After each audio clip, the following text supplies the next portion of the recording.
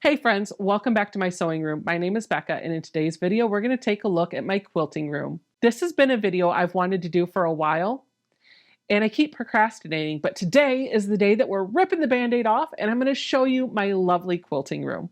Before we get into the content, I just want to let you know, in the first comment down below this video, there's going to be a link to a page on my website. As I'm going through my sewing room, if there are products that I recommend that are just a game changer for me, I will list them all on this page with a link to where you can find them. So if there's anything that you see that just makes you go, OMG, I need that, use that link and you should be able to find the product. One of the things that I love the best about this space, honestly, is its size. We converted a 2-car garage in our new home into a fully finished studio that has plenty of room for me to cut and press my fabric, a conversation area for me to hang out with friends or just flip through a magazine and feel a little inspired, room for my long arm, tons of storage, and then of course my main work area, which is where I do all of my sewing and YouTube videos. One of my very favorite things about this room has nothing to do with sewing, but I feel like it needs to be mentioned.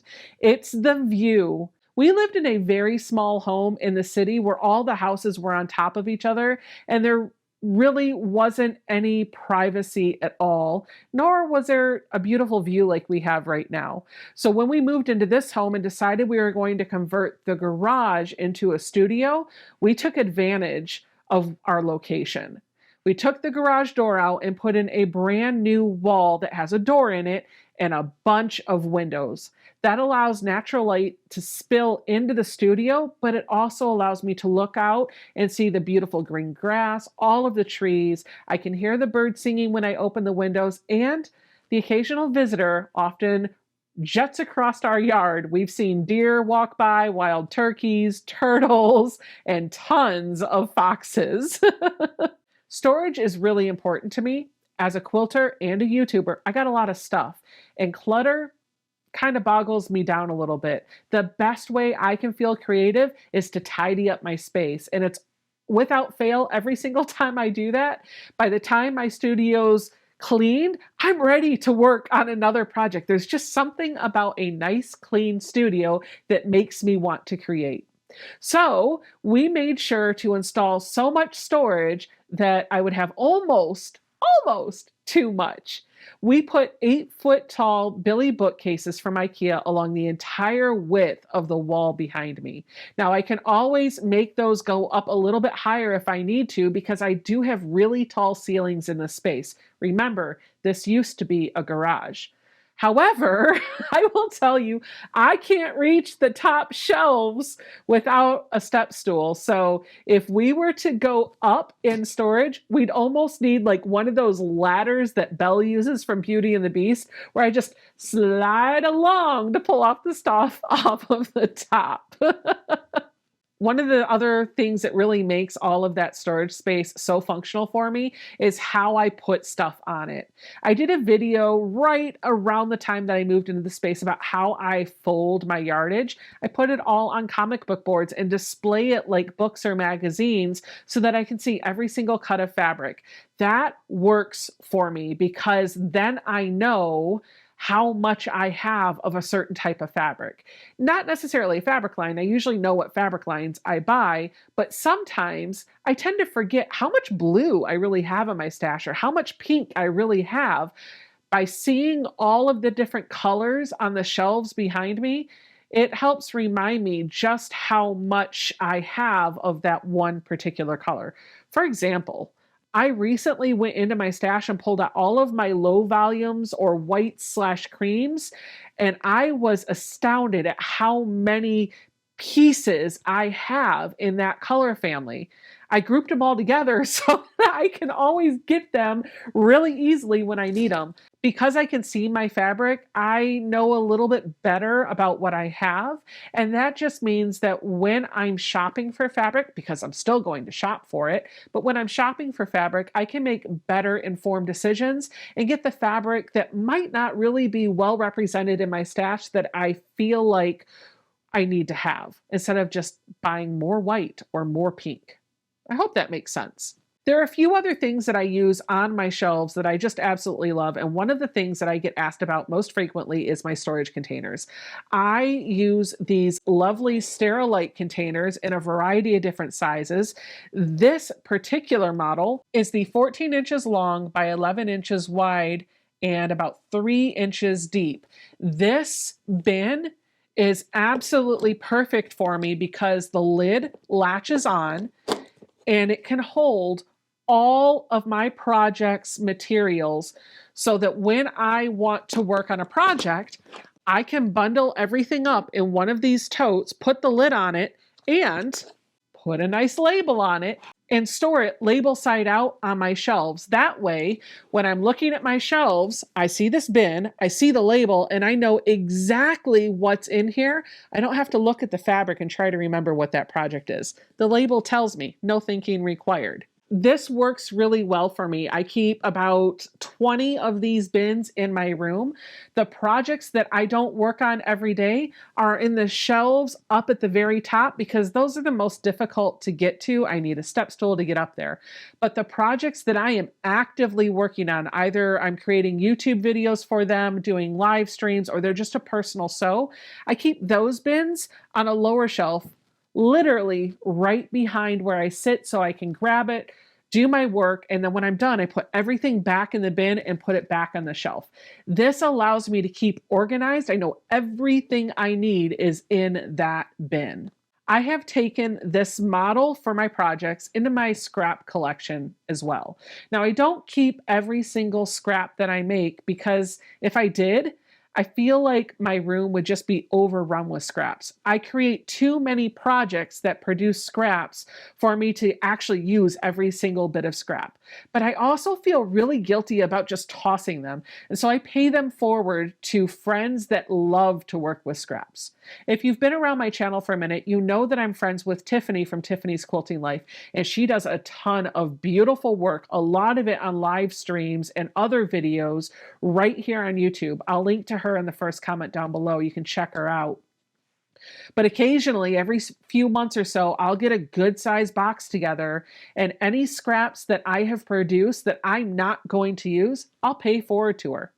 The scraps that I do keep have to be from fabric lines that I just absolutely love. Even though I've made something out of that fabric, I love the fabric so much that I want to continue working with it. And I have discovered in the past couple years that I really like tiny piecing. I'm not the best at it, but there's something about working with little teeny tiny pieces of fabric that is just super cute and appealing to me. If it's a piece of fabric that I really want to work with, I will cut it into either 1 inch, 1.5 inch, 2 inch, 2.5 inch, 3.5 inch, or 5 inch. That's it. Anything bigger than 5 inches doesn't get categorized as a scrap. It has to be cut down into one of those. All of that is plenty big enough to do some tiny piecing with. Another thing that I love are patterns. And I can and have worked from PDF patterns, but there's just something about a paper pattern. So I like to keep all of those organized in some beautiful binders in sheet protectors. And again, all of that will be linked on my website on the shelf behind me. I have 2 different binders that I go for. This smaller binder is what I call a half-size binder. It holds these little miniature sheet protectors, which can hold a pattern from your local quilt shop absolutely perfectly. And if you have a PDF pattern that you really love and you print it off, if you fold that 8.5 by 11 piece of paper in half so that the short edges are matched up, they fit in these sheet protectors absolutely perfectly. So this allows me to kind of flip through, see the patterns that I have, and decide what I want to work with. I'm not kidding. There have been times where I have gone to my shelf and pulled out one of my little binders of patterns and just sat and flipped through to get a little bit of inspiration for what I want to create. Sometimes it's not a pattern in here, but it might give me an idea for something I want to try. Now, I have a lot of patterns and they're not going to fit into this one little half-size binder. So I have had to start categorizing them. My favorite pattern designers, like Lala and Corey get their own binder, but everybody else kind of goes into Quilts Volume 1, Quilts Volume 2, Quilts Volume 3. I'll take bag patterns or household items and put them into their separate binder, but it allows me to kind of group all of my patterns into the type of project that it is, so it's a little bit easier to find. I know if I want to look for a quilt to make, I pull the quilt binder and I flip through all the different quilts that are in there. I know if I'm looking to make a bag, I can pull the bag binder, or pillows, I can pull the household binder. You kind of get where I'm saying. They're all grouped by category. The next binder I want to show you is my big FPP binder. This was absolutely transformational for me when we were in transition from our old home to our new home. I love to do a bit of FPP, and if you don't know what FPP or foundation paper piecing is, I'll link to a video up here. You can go check that out and see if that's something you want to do. One of the things that I realized about FPP is I can't do anything if I don't have the pattern printed out. A lot of times I find very cute FPP patterns on Etsy, and so you get the PDF. But if you don't have a way to print it, you can't do anything with it. So while we were in the hotel, I realized what I needed to do was print off all of my FPP patterns and at least one copy, though preferably more, of the template, so that if I want to work on that, all I have to do is pull out the pattern, and at the back, I'll actually have the template. And sometimes I've even taken it a step further and I've measured the square size or rectangle size of fabric that I need for that pattern. And I've written the measurements on these units so that I know what I need to cut before I start doing any of my sewing. All of my patterns are in 8.5 by 11 sheet protectors in here. I've got the pattern with instructions and then the template with my notes on the one side. And then if I have additional templates that I need, printed off copies that I can just pull from or have cut out, they are in the pages that follow. This was life-changing for me because when I wanted to work on an FPP project, I didn't have to go hunt down the pattern. I didn't have to go find a printer, print it out. I didn't have to do any of that stuff. I just got to go to my binder and pull out the pieces of paper and get started. I didn't need to have every single piece of paper for every single block. I just needed enough to allow me to get started, and I could always make copies later down the road. Speaking of being ready to work, let's talk about my workspace. This is my main work area. I work from home a couple days a week from this spot. I also do all of my passion projects, personal sewing here, and I do a lot of YouTube videos and live streams. So it was really important to me that this space is always set up for whatever I need to do. I don't want to have to come into my studio, set up my camera equipment, my lighting equipment, or my computer equipment, or my sewing machine. I want everything always set up, ready to go, so that all I got to do is turn it on and get started. It takes a little while to fine-tune the lighting and the camera angles and get everything just right. So once my cameras are set up where I want them to be to get that right shot with the right lighting, I don't want to touch them. Could you imagine having to figure out how to get the perfect camera angle every single time you pulled out a camera to do a video or a live stream? I'd spend more time setting up equipment than actually being on YouTube. The most important thing to this setup is actually not my computer or my machine or my table. It's my chair. I got to have a chair that's going to allow me to sit for long periods of time without my booty hurting. So I have invested, I believe it's a horn chair. I've had this thing for 3 years now, and it is phenomenal, and I highly recommend it. I'm a bigger girl, and sometimes us bigger girls have a hard time getting a chair to last for a while. This one has held up well, and while it was expensive, I would have no qualms to buy another one. I might wince a little bit, but I would spend the money. Maybe this isn't the chair for you or your sewing room. I'm not trying to sell you the horn chair. What I'm trying to tell you is invest in a piece of furniture that works for you and is going to allow you to work without body aches for as long as possible. It is worth the investment. As far as furniture goes, I get asked all the time, what sewing table do I have? and I use the Quilter's Vision by TaylorMade cabinets. Sitting on top of the Quilter's Vision is a 26 by 38 cutting mat from Martelli. This is what the purple cutting mat is that you see in most of my overhead shots in my videos. I have my Juki recessed down into the cabinet, and I have a Sew Steady surround that wraps around it. And to give it that custom look, to make it look like it was built into the cabinet, all I did is grabbed some white vinyl like you would use for your Cricut machine from Michael's, and I just put it on that clear acrylic table that I bought from Sew Steady. If I'm doing some pressing on a video, I need to make sure that I have a good pressing surface. So I keep a cordless Panasonic 360 iron on my little cabinet right to the right of my machine, and it's got a wool pressing mat there. But I also keep a press and cut mat from Martelli Notions. It has a cutting mat on one side and a wool pressing mat on the other side. I keep one of those close by. It's actually usually tucked underneath my Quilter's Vision cabinet on the floor, so that if I need to do any pressing or any cutting while I am in front of the camera, I can do that and you can see what's going on in the overhead shot. This year, I have taken on a better health journey, and part of that is setting a goal for myself to be more active, meaning when I can, get up out of the seat, get up off my butt and move around a little bit more. So if I'm sewing and the camera is not turned on, I actually don't use all of this unless I'm just doing a quick little block press. I use my Martelli cutting table for my cutting, and I use my ironing board for my pressing. I have them set up at all times so I don't have to worry about going and setting them up. They're always there, ready to go, and they are on a wall that I call my wall of inspiration. I've got a big, beautiful wall that is dedicated to displaying all of these lovely things, either projects that I have made or others have made for me. It's just something a little nice to look at and makes me feel a little happy. And by the way, every time I'm looking directly into the lens, just like I'm doing right now, you want to know what I'm looking at? The wall of inspiration. It is literally right there. That Martelli table, by the way, is kind of amazing because it serves two purposes.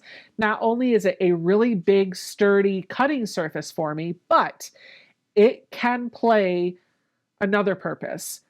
Occasionally, my friend Mary comes over and she'll sew with me, and that turns into a great sewing table. It's already got a cutting mat on it, so all I got to do is give her a small little pressing surface, or she can use the ironing board if she chooses, but we can pivot that 90 degrees. I usually, for those sewing sessions, will clear out all my tech, and she'll sit right on the other side of me, and so my quilting table, my sewing table, kind of doubles in size, and we can sit across from each other and have tons of room working on our projects. Speaking of sitting across from me,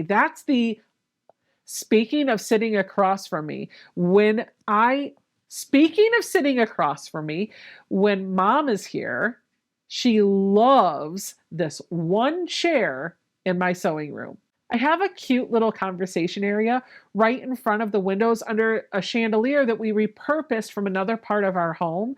And it's a great place for me to sit, just have a conversation with somebody, flip through a magazine, get a little bit of inspiration, or that's where my mom or my husband sit. The chairs are actually set in such a way that if you come into my space, even if I am online with all of my tech set up or working from home, you can sit in those chairs and I can still have direct eye contact with you. And I feel like that allows me to still carry on a conversation with somebody in the conversation area, even though I'm in my work area. When Mom's sitting in here, she loves the combination of the natural light and that chandelier because she's usually working on some handwork and it really helps her see what she's doing a little bit better. And a lot of what she's been working on lately are quilts that need binding because I have been cranking out quilt tops on my long arm. I have a handy quilter, Amara, that sits on a 10-foot frame in my space just off to my right, so you usually don't see it in the shots of any of my videos, but it is there and I do use it. For my long arm space, there's a couple of things that I've done that I absolutely love. The first one is I have a quilt ladder that my husband bought me for Christmas several years ago, and it sits kind of in the corner over by the conversation area. It serves both as a decoration, but functionally, it holds every quilt top that needs to go on the long arm. So once my quilt top is all done, I fold it nicely, drape it over the ladder, and right now that ladder is very full because I need to get some more quilts onto the long arm. But most of the quilts that are there that are on the ladder are quilts that I've made within the past few months. I have gotten a lot off, but when I took them off, I replaced them with new quilt tops. I'm busy creating. What can I say? I have floated the long arm out away from all of the walls so I can walk around either side, and I can be in the back behind the long arm doing whatever I need to do. So the footprint from the wall to the belly bar, the front of the machine, that's about 7 feet. And then I've got a 10-foot frame with at least 4 feet on one side and about 3 feet on the other side. Gives me plenty of space to navigate around that long arm. And while I'm working on it, I'm not in anyone's way. The long arm actually does need some things from time to time, and so I like to keep those items close to the long arm and in a place where it makes sense for me. So I have 2 IKEA Kallax shelves and 1 IKEA Alex drawer that sit underneath the rails on the back of the machine, not where the bars are, but towards the back of the machine. And all of the openings kind of face you when you're standing behind the machine. So all of my long arm quilting rulers, my extra feet, any extra equipment that I might need for the long arm, that's all kind of over there. That's the layout of my sewing room. There's a couple of questions that I get asked frequently that I thought I would take a moment just to answer. The first one is about the flooring in here. A lot of folks ask me why I went with carpet instead of like hardwood or tile or LVP. I went with carpet because I knew I was going to be creating video content from this space, and having a soft surface on the floor just felt like it added a little bit more value to the audio quality of my videos. In fact, we actually replaced the drywall that was in here with some premium sound dampening drywall. So when I'm in here working or running the long arm, my husband doesn't hear it on the other side of the wall when he's in his office. On the wall where the long arm is, I've got some things that I just absolutely love to look at. One of them is a window that allows me to look at even more trees on our property, but the other one is a display case that displays all of my thimbles. If you don't know this about me already, I love thimbles and I love to collect them. Not the functional ones, those are okay, but really more the cheesy decorative ones. My friend Glenn, who I grew up with, is a flight attendant for United Airlines. And several years ago, he went about collecting thimbles from countries that he worked trips to. So I might not see him for a while, but when I do, every time I see him, he has a little pile of thimbles from other countries that he has gotten for me. Those thimbles mean a lot to me, and I wanted to proudly display them in my space. So for Christmas this past year, as the guys were working on the conversion of my studio, my husband bought me a beautiful mahogany case with even a little lock on it that allows me to display all of those thimbles proudly on the wall. I feel like putting that case up and putting all of my little thimbles in there was honestly the finishing moment for this space. It was almost like a ribbon cutting. It was the last thing that I did. By that point, all of the windows were in, the electrical was all good, all of my equipment was here, and I was already working in the space, but it didn't feel finished and complete until that mahogany case was anchored into some studs and it had all of my little thimbles in there. I love my studio. I am so blessed to have such a large space that really gives me the opportunity to be creative and inspires me to do more. And I hope that that inspiration translates in my videos and inspires you to do some things too. That's my studio space. I hope you enjoyed the tour as much as I enjoyed giving it to you. Thank you so much for hanging out with me today, friends, and I'll see you guys all in the next video. Bye!